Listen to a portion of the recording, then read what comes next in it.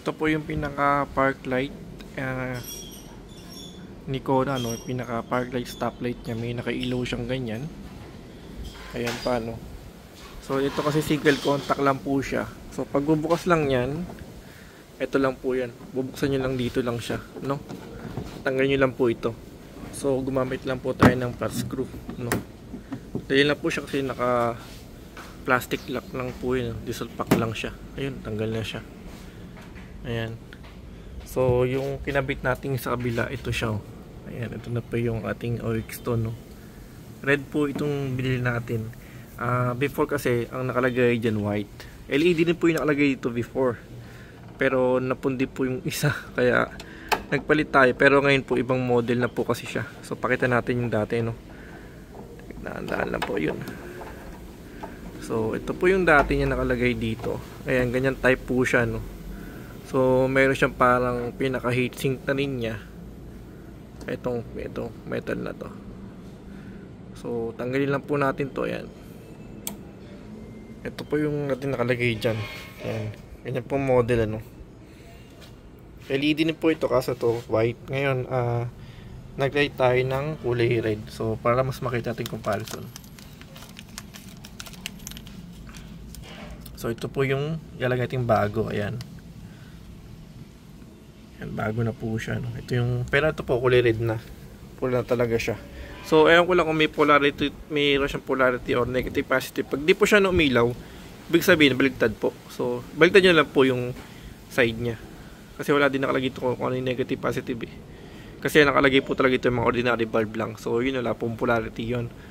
Ito kasi ang LED meron, may negative and positive. So pag di siya umilaw, yun yung mabaligtad po. So baligtad yun rin po siya para mas magamit nyo or umilaw siya. So check natin, ano. Okay, so ito umilaw na po siya, oh. Ayan yung ilaw niya, oh. Nice, yeah. Ganda, pulang-pula siya, no. So try natin ilagay dito sa loob niya, no. Isalpak natin siya. So ganun lang naman po yung paglalagay niyan ulit. Suot nyo lang muna, no. Okay. Ayan po yan. So maglalak naman po yun, pagka pumasok siya.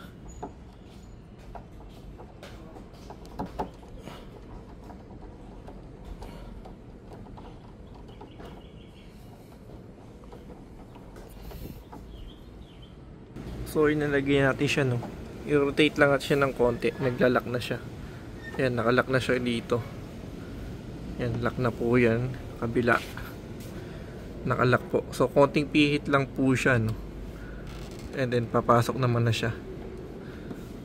Okay, kailangan lang natin yung pinaka-wire nya para secure talaga siya. Yun. Tapos kapit lang po natin yung cover nyan. Ito naman ang cover nyan. Nasalpak lang naman po yan. Tapos tutulak nyo lang siya dyan. Ayun.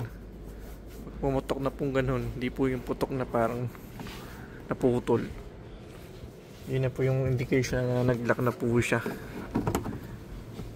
Ayan, o.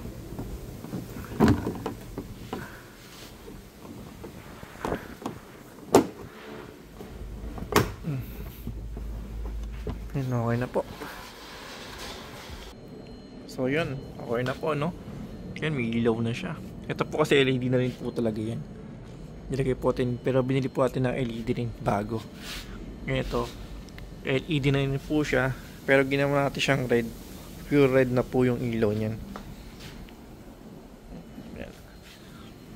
So yun po yung IX to na ano, no, na T10.